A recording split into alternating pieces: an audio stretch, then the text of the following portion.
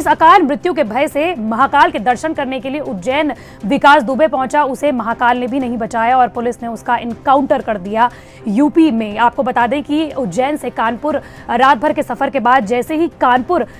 विकास दुबे को पुलिस की team, STF की टीम लेके गई, उसके बाद उसने पुलिस के मुताबिक हाथापाई करनी शुरू कर दी और इसके बाद उसकी गाड़ी पलट गई। वो घायल हुआ, लेकिन उसके बावजूद भी उसने पुलिस से हाथापाई की, उनके हथियार छीनने की कोशिश की और इसी बीच में पुलिस ने उसका इनकाउंटर कर दिया। उसे मृत हालत में अस्पताल भी ले जाया गया। आपको ये बता दें कि रात भर उज्जैन से उसे कानपुर लाया गया, जो कि लगभग 700 किलोमीटर की दूरी है और इस बीच पुलिस की जो गाड़ियां थी, उसका काफिला था, उसे मीडिया कर्मी भी उसे फॉलो कर रहे थे, लेकिन इसी बीच मीडिया कर्मियों को एक जगह पर रोक दिया गया और उसके बाद जब उन्हें छोड़ा गया लगभग 20 मिनट बाद, तो आगे हाईवे में गाड़ी पलटी हुई दिखाई दी। बट पूछा गया तो बताया गया कि विकास दुबे की ये गाड़ी थी जिसमें वो बैठा हुआ था और उसने हाथापाई करने की कोशिश की, जिसके बाद उसका इनकाउंटर कर दिया गया। 2 से 3 जुलाई में जो शूटआउट शुरू हुआ था, जिसमें कि पुलिस के 8 जवान शहीद हुए थे, उसके बाद आज लगभग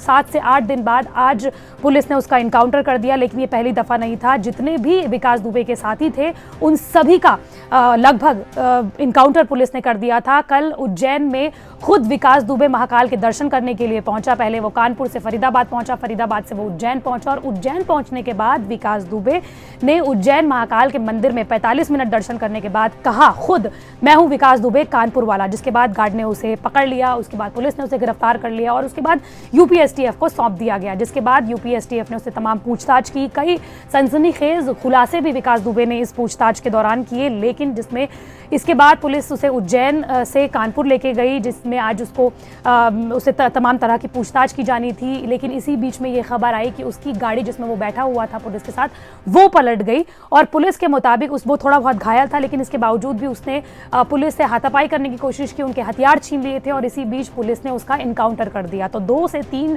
जुलाई में जो पूरी कहानी शुरू हुई थी कानपुर शूटआउट की, वो आज ऐसा लग रहा है कि विकास दुबे की मौत के बाद खत्म हो गई है। तो इस तरह से विकास दुबे जो कुख्यात अपराधी है और तमाम राजनीतिक दलों के साथ उसके कनेक्शन थे, जो उसने खुद अपनी जब उसने बयान दिया उसमें बताया और पुलिस उसका फोन तलाश रही है, खंगाल रही है और जो भी उसके राजनीतिक कॉन्टैक्ट्स थे उनको भी खंगालने की कोशिश की जा रही है। उसका पूरे कॉन्टैक्ट लिस्ट जो है उसे खंगालने की कोशिश की जा रही है और किन किन नेताओं के साथ उसके संबंध थे वो भी खंगालने की कोशिश की जा रही है। उसका कानपुर शहर में एक वकील था जिससे वो पूरी राय मशवरा लेता था और ऐसा लग रहा है कि उसी वकील से पूछकर वो कानपुर से फरीदाबाद और उसके बाद फरीदाबाद से उज्जैन गया अपने काउंटर से बचने के लिए। जैसे कि हमने आपको कल भी बताया था कि भीड़ भाड़ इलाके को उसने चुना ताकि उसका इनकाउंटर पुलिस ना कर पाए, मौत से बचने के लिए, अपनी अकाल मौत से बचने के लिए। जिस विकास दुबे ने उज्जैन में महाकाल मंदिर का सहारा लिया, लेकिन वहां पर उसके जिस तरह से उसके हाथों में 8 पुलिस वालों के साथ साथ 60 केस उस पर है, हत्या के मामले उसके हाथों में है,